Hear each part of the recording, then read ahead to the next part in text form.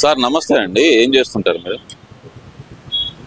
నేను retired private ఎంప్లాయీనండి. Private employee. Okay sir, కూటమి ప్రభుత్వం అధికారంలోకి వచ్చింది. ఈ 2 years కంప్లీట్ అయిపోయింది. ఎలా ఉందంటారు? అటు అభివృద్ధి పరంగా కానీ ఇటు సంక్షేమ పరంగా కానీ. అభివృద్ధి పరంగా సంక్షేమ పరంగా 100% సక్సెస్ అయ్యారు.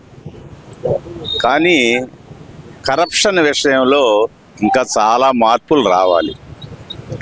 ఆ పాత వాసనలు ఇంకా ఎంప్లాయీస్లో పోలా. అది పోతేనే గవర్నమెంట్కి మంచి పేరు వస్తుంది, చాలా కాలం అధికారంలో ఉంటుంది. అది ముఖ్యంగా చంద్రబాబు నాయుడు, పవన్ కళ్యాణ్, లోకేష్ గారు గుర్తుపెట్టుకోవాలి. మీరు కష్టపడి పనిచేస్తున్నారు, కానీ ఆ కష్టానికి తగ్గ ప్రతిఫలం రావాలి అంటే వ్యవస్థలలో కూడా మార్పు రావాలి, వచ్చి తీరాలి. వస్తేనే మీరు ఎక్కువ రోజులు ఉండగలుగుతారు. లేకపోతే గుంటగాడ నక్కలాగా రెడీగా కూర్చున్న వ్యక్తి ఉన్నాడు, లేస్తే అబద్ధాల పుట్ట, చెప్పి చెప్పి చెప్పి అబద్ధాన్నే నిజం నమ్మించగల దిట్ట, అతనితో మీకు ఇబ్బంది వస్తుంది. అది అంటే ఎందుకని అంటారు? అంటే వ్యవస్థలో ఇంకా మార్పు రాకపోవడానికి గల ప్రధాన కారణం ఏమనుకోవచ్చు అంటారు? అంటే ఇక మీరు అన్నటువంటి మెయిన్ కరప్షన్ అనేది, దాన్ని ఎందుకని కంట్రోల్ కాలేకపోతుంది అనుకోవచ్చు అంటారు? టాప్ టు బాటమ్ కరప్షన్ ఉంది. ఆ రోజుల్లో ఎమ్మెల్యేలు ఎంత తీసుకుంటున్నారో కొంచెం అటు ఇటుగా ఈ ఎమ్మెల్యేలు కూడా అదే దోవలో నడుస్తున్నారు. డబ్బులు ముఖ్యం, ఎవడు విడిపోతే నాకెందుకు, రేపు మళ్ళీ అధికారంలోకి రావాలంటే డబ్బులు ఖర్చు పెట్టాలి.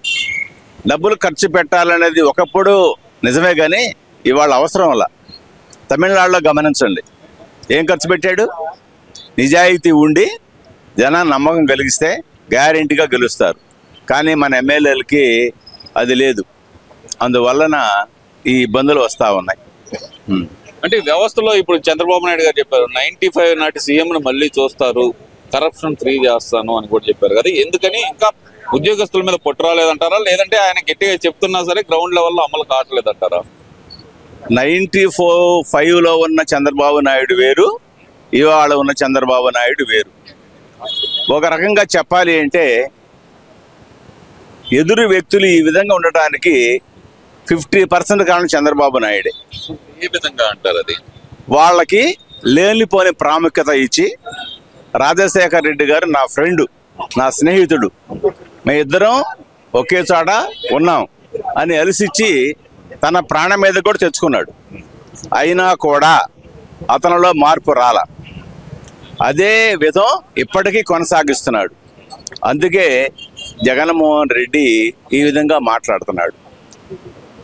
నీ కార్యకర్తని ఒక చిన్న కామెంట్ చేస్తే జైల్లో పెట్టావు కదా, మరి నీ కుటుంబాన్ని కానీ మొత్తము రాజకీయ నాయకులు ఇన్నిసార్లు బూతులు తిడుతున్నా కూడా యాక్షన్ ఎందుకు తీసుకోలేకపోతున్నారు మీరు? కారణం ఏంటి? మీలో ఉన్న బలహీనత, అభద్రత.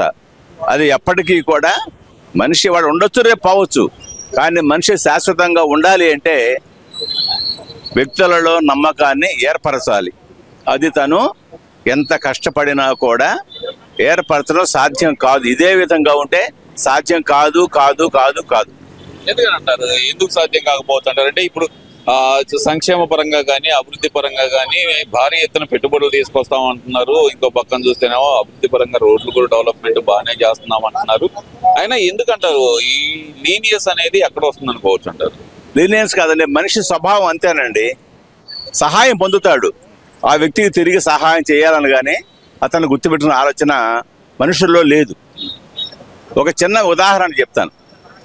ఒక వ్యక్తి ఇబ్బందుల్లో ఉంటే ఒక 10,000 రూపాయలు ఇచ్చి డాక్టర్ దగ్గర చూపిస్తాం.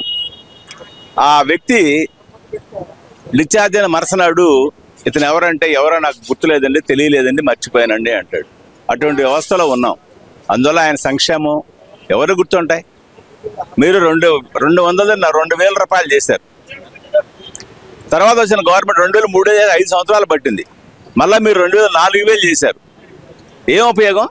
రేపు మళ్ళీ మీరు 2029కి 10,000 ఇస్తానన్నా కూడా ఆ పక్కన 11,000 ఇస్తానంటే 11,000 వైపు చూస్తాడు.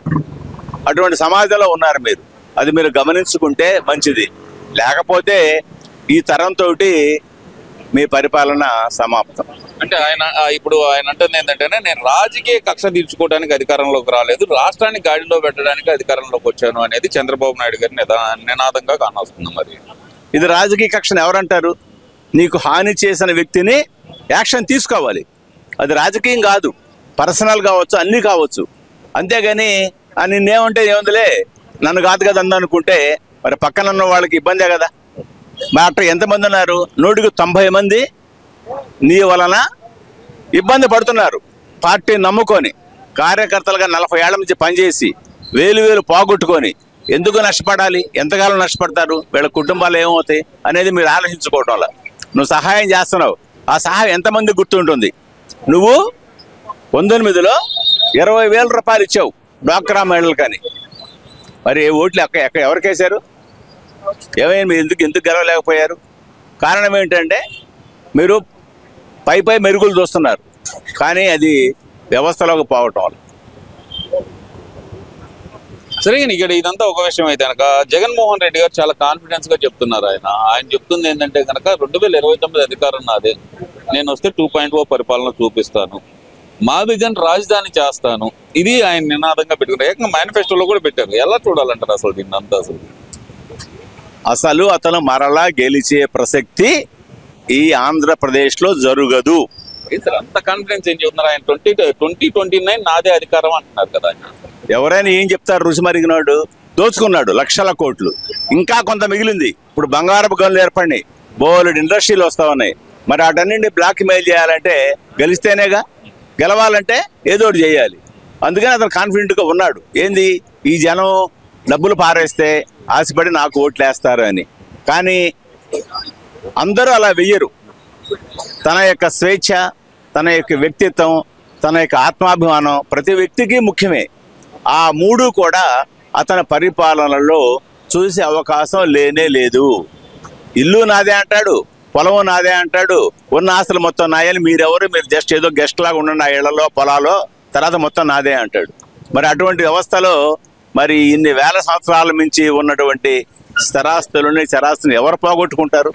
ఓట్లు మాత్రం వేయరు. ఎన్ని చెప్పినా సరే ఓట్లు మాత్రం వేయరు. అయితే వేరే వ్యక్తి వస్తే, ఒక అన్నోన్ పర్సన్ కావచ్చు, తమిళనాడులో విజయలాగా కరప్టెడ్ కానప్పుడు గ్యారెంటీగా గెలుస్తాడు. అంటే ఇక్కడ వచ్చేసరికి పొలిటికల్ స్పేస్ అనేది ఉందంటారు ఆంధ్రప్రదేశ్లో. ఆటోమేటిక్గా వస్తుంది పొలిటికల్ స్పేస్. 2 ఏళ్ళు చూశారు, ఇంకా 2 ఏళ్ళు చూస్తారు నిన్ను కూడా. నువ్వేమి యాక్షన్ తీసుకోవటంలా నేరస్తుల మీద. మరి ఇంకా పొలిటికల్ స్పేస్ ఆటోమేటిక్గా నీతో నువ్వే ప్రొవైడ్ చేస్తున్నావుగా. హత్య చేసిన వాడికి శిక్ష పడటం లేదు, ఇంకోటి రెడీగా ఉన్నాడు. ఒక వ్యక్తికి 23 కేసులు 22 ఏళ్ల అబ్బాయికి ఉంటే అతను ఏం చేశారు మీరు? అతను శిక్షించిన సిఐ దేశాలు జైల్లో పెట్టారు. అతను చేయడం చంపడం తప్పే, కానీ ఇన్ని సంవత్సరాలు 22 ఏళ్ల అబ్బాయికి 23 కేసులు ఎలా ఉంటాయి? వ్యవస్థలో సక్రమంగా ఉంటే, పోలీస్ వ్యవస్థ సక్రమంగా ఉందా, ఇంటెలిజెన్స్ సక్రమంగా ఉందా, ఏది సక్రమంగా ఉంది, ఏది సక్రమంగా ఉందో మీకు తెలియదు. వాళ్ళు చెప్పే రిపోర్ట్లు మాత్రం బ్రహ్మాండంగా ఉందని వస్తుంది. ఆ బ్రహ్మాండంగా ఉందనేదే 1900 మీకు కంప ముంచింది. రేపు ఇదే విధంగా ఉంటే మీరు మనలో కంప ముంచుద్ది. మా అందరికి రోజు ఫోన్లు చేస్తారు పరిపాలన ఎలా ఉంది అని చెప్పి. నేను తెలుగుదేశం కార్యకర్తని, నేను బాగాలేదు ఎలా చెప్తాను? నాకు ఫోన్ చేసి ఏం ఉపయోగం ఉంది?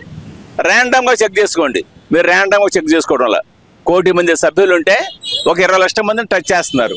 ఈ 20 లక్షల మంది ప్రాణం పోయిందాక మీకు ఓటేస్తారు. అది కరెక్ట్ అసెస్మెంట్ కానే కాదు. ఓకే సార్, మరి జగన్మోహన్ రెడ్డి గారు మావిగన్ అంటున్నారు, అది మేనిఫెస్టోలో కూడా పెట్టారు. దాని గురించి ఏమంటారు? మరి అసలు ఎక్కడుంది మావిగన్? ఎక్కడుంది అంటే మచిలీపట్నం, విజయవాడ. మావిగన్ ఎక్కడుంది? అమరావతిలోనే ఉంది, సిఆర్డిఏ పరిధిలో ఉంది. ఇంకా కొత్తగా వచ్చేదే ఉంది. ఆల్రెడీ 29 ఊళ్ళు, ఈ చుట్టుపక్కల 3 జిల్లాలు కూడా కలిపి అమరావతి రాజధాని. ఇంకా మావిగన్ ఏముంది?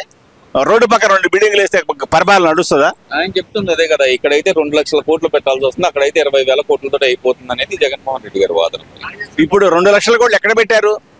మీరు 10 లక్షల కోట్లు కాజేశారు. ఎక్కడ గవర్నమెంట్, ఏ గవర్నమెంట్ 2 లక్షల కోట్లు అమరావతిలో పెట్టింది? ఎక్కడ రూపాయి పెట్టలేదు. సెల్ఫ్ సఫిషియంట్ క్యాపిటల్ అది.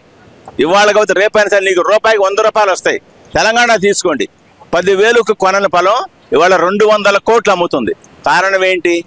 డెవలప్మెంట్ జరిగింది కాబట్టి, కంపెనీలు వచ్చినాయి కాబట్టి, ఎంప్లాయ్మెంట్ వచ్చింది కాబట్టి, వాళ్ళ కుటుంబాలు వాళ్ళు ఆధారపడిన అందరూ కూడా అక్కడికి వచ్చారు కాబట్టి రేపు అదే విధంగా అమరావతిలో ఖాళీ లేకుండా పబ్లిక్ ఉంటుంది. అప్పుడు నీకు అసలు డబ్బులు పెట్టాల్సిన పనే ఉంది. ఎవరిల్లు వాళ్లే కట్టుకుంటారు. 10,000 కోట్లు కూడా అవసరం లేదు రాజధానికి, అవసరం లేదు. మరి 2029 నాదే అధికారం అంటున్న జగన్మోహన్ రెడ్డి గారికి ఏం చెప్తారు? మరి ఇదే రాజకీయాలు అంటే ఎక్కడికి వెళ్ళినా సరే చిన్న పిల్లలు అని మాట్లాడటం సహజంగా మాట్లాడుతున్నారు. ఆయన ఎలా చూడగలుగుతారు? ఆయన పగడపూట కళలకు అంటున్నాడండి. అతను ఒక నిర్ణయం తీసుకున్నాక ఏమైనా సరే వెనకపోడు. కారణం ఏంటి? 12 సంవత్సరాల నుంచి ఇంతవరకే అతను బెయిల్ మీద ఉన్నాడు. కనీసం కోర్టుకు కూడా పోలా. కేంద్ర మంత్రులు ఏం చేస్తున్నారు, ప్రధానమంత్రి ఏం చేస్తున్నాడు, కేంద్ర హోంమంత్రి ఏం చేస్తున్నాడు, ముఖ్యమంత్రి చంద్రబాబు నాయుడు ఏం చేస్తున్నాడు?